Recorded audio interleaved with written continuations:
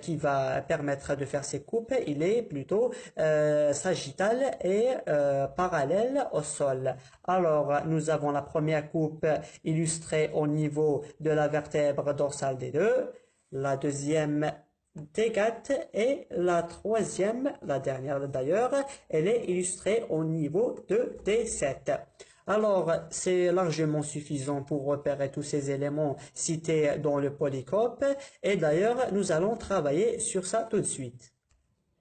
Je vous invite à prendre un crayon, comme ça, à chaque fois qu'on va repérer un élément d'un certain plan, on va écrire devant le muscle ou le ligament, comme ça, premier ou encore deuxième ou encore troisième, pour dire que voilà, cet élément ou cette entité anatomique appartient à un tel ou tel plan. Voilà. Ces coupes permettent juste de repérer quelques éléments parmi ceux qui sont cités dans le polycope. Donc, bon, on va pas dire que c'est pas vraiment riche, mais comme ça. Alors, pour le premier plan, donc le premier plan, il est situé juste derrière le sternum. Donc, il va contenir quoi? Il va contenir le muscle triangulaire du sternum. Donc, il est là. Notez sur votre schéma premier en référence au premier plan. Ensuite, il y a les vaisseaux et lymphatiques mammaires, donc qui vont irriguer voilà la région mammaire. Alors pour la région mammaire, nous avons localisé ici l'artère mammaire interne. Elle est là.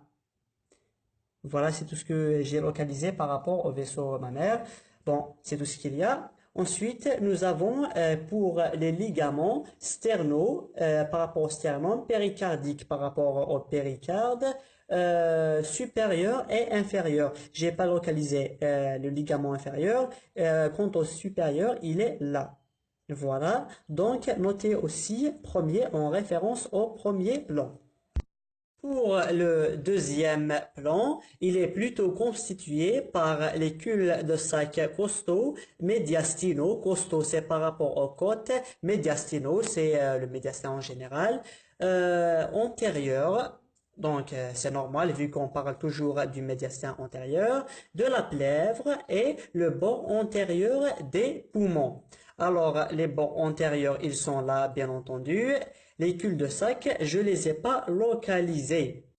Pour le troisième plan, alors pour le troisième plan, il est vraiment très intéressant. Donc, on nous dit qu'il est constitué par le cœur situé en bas. Ok. Donc, aussi en haut, le thymus et les gros vaisseaux. Ok. Et sur toute la hauteur, les nerfs du médiastin antérieur. Ok. Alors, nous allons aborder chaque élément tout seul, comme ça, on va avoir quelques petits détails sur chaque entité anatomique. Alors, pour le cœur, donc, il est entouré par le péricarde fibreux et séreux. Il répond directement au plastron sterno-costal dans l'espace laissé libre en bas par les cul-de-sac pleuro-costo-médiastino-antérieur. Ok. Alors, cette phrase longue, elle est vraiment riche en informations, mais nous allons essayer de l'analyser mot par mot. Alors, en premier lieu, on nous dit que le cœur est entouré par le péricarde fibreux et séreux. Nous savons tous que le cœur est constitué de 3 tuniques concentriques. Nous avons l'endocarde intérieurement, le myocarde à la partie moyenne et le péricarde, c'est la tunique périphérique. Cette fois-ci, seule cette tunique périphérique va nous intéresser. Alors pour cette tunique périphérique, donc il est indiqué qu'elle est constituée d'un péricarde fibreux et séreux. Alors, juste quelques petites informations sur ça. Le péricarde séreux, donc, il a un rôle de mobilité. Vous savez très bien que le cœur est un organe qui bouge. Ensuite, ce péricarde séreux, il est aussi constitué par 2 feuillets. Le premier feuillet qui répond directement à la surface du myocarde, appelé feuillet viscéral, par rapport aux viscères qui sont des organes qu'on trouve dans les grandes cavités du corps humain et qui sont plus ou moins importants pour la vie humaine.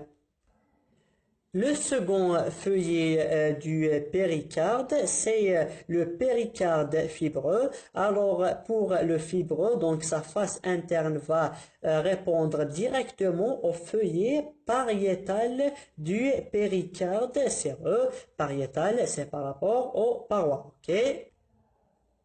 Et ce péricarde fibreux a plutôt un rôle de fixation, donc c'est comme un sac qui va englober l'ensemble de ces tuniques, voilà, qui constituent le cœur. D'ailleurs, ici, on vous indique cœur et péricarde à sac fibreux, juste pour simplifier la légende. Autrement, il aurait pu faire comme ça une coupe à ce niveau, voilà. Donc, je répète cette phrase. Le cœur entouré par le péricarde fibreux et séreux, donc cerclé, il répond directement au plastron sternocostal dans l'espace laissé libre en bas par les cul-de-sac pleuro-costo-médiastinaux antérieurs. En fait, pour cette phrase, donc, il répond directement au plastron sternocostal. Le plastron sternocostal, comme vous le savez déjà, donc, c'est l'ensemble formé par les cartilages costaux constituant les extrémités antérieures non ossifiées des côtes.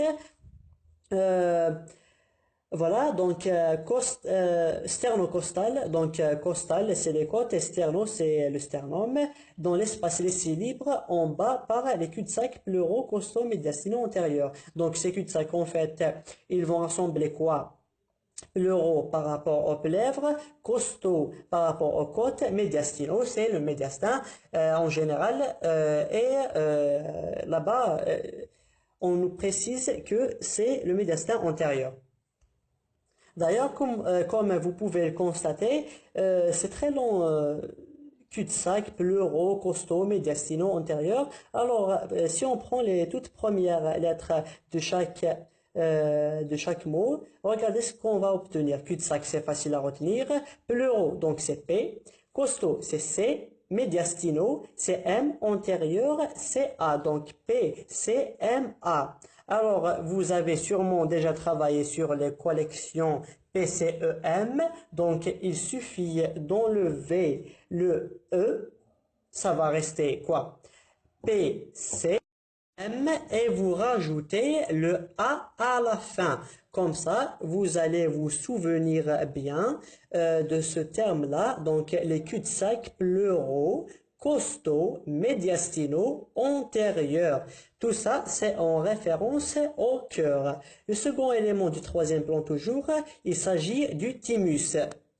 Alors, pour le thymus, il est illustré au niveau de la coupe faite sur la vertèbre D2. Il est là. Donc, vous pouvez marquer troisième. J'ai oublié de mentionner d'ailleurs sur mon schéma. Les gros vaisseaux. Alors, pour les gros vaisseaux, il va vraiment falloir se concentrer un tout petit peu. Alors, les gros vaisseaux de la base. Quand on parle de la base, c'est pas n'importe quelle base, mais c'est plutôt la base du cou. D'ailleurs, vous allez tous remarquer que au niveau de la vertèbre D2, on va voir le plus grand nombre des vaisseaux, ainsi que bien sûr la vertèbre D4. Pourquoi? Parce qu'elles sont proches de la vertèbre D1 qui participe à la formation de l'orifice supérieur de la cage thoracique proche de la base du cou. Les gros vaisseaux de la base eux-mêmes sont aussi divisés ou encore représentés en deux plans comme ça pour séparer en fait les artères et les veines. Ils ont bien fait de faire ça pour les distinguer. Alors, pour le plan antérieur, il est plutôt veineux. D'ailleurs, regardez, elles ont été représentées à la partie antérieure sur ces deux schémas-là. Donc, plan antérieur veineux formé par les deux troncs veineux brachiocéphalique et la veine cave supérieure, la chaîne lymphatique médiastinale antérieure droite et transverse. Ok? Alors, pour les deux troncs veineux brachiocéphaliques, vous avez ici le tronc veineux brachiocéphalique droit, il est là. Donc, vous le mentionnez comme ça, il est sur le troisième plan. Ok. Nous avons d'autre part le tronc veineux brachiocéphalique gauche, donc il est là. Ok. Ensuite, sur la coupe au niveau de la vertèbre dorsale numéro 4, donc on va pouvoir voir la veine cave supérieure, donc elle est ici. Quant à la chaîne lymphatique médiastinale, je n'ai pas pu la localiser sur les deux schémas, donc elle n'a pas été représentée tout simplement. Attention, à première vue, nous avons ici la chaîne sympathique. C'est pas lymphatique ici, il s'agit de nerfs, et lymphatique, il s'agit de ganglion lymphatique. Ok. Donc pour le plan postérieur, il est plutôt artériel. Voilà, comme vous pouvez le constater sur votre schéma. Ensuite, alors pour le plan postérieur, il est artériel. En bas, le tronc de l'artère pulmonaire. Donc l'artère pulmonaire, elle est là. Voilà. Et bien sûr, l'aorte. Donc pour l'artère pulmonaire et l'aorte, on nous dit qu'elles sont toutes les deux en bas, en haut. L'épanouissement des branches de la crosse de l'aorte. Nous avons le tronc artériel brachiocéphalique, ok. L'artère thyroïdienne moyenne, ok. Carotide primitive gauche avec la chaîne lymphatique, ok. Si cette vidéo vous a été utile, alors... Et si c'est pas le cas, alors...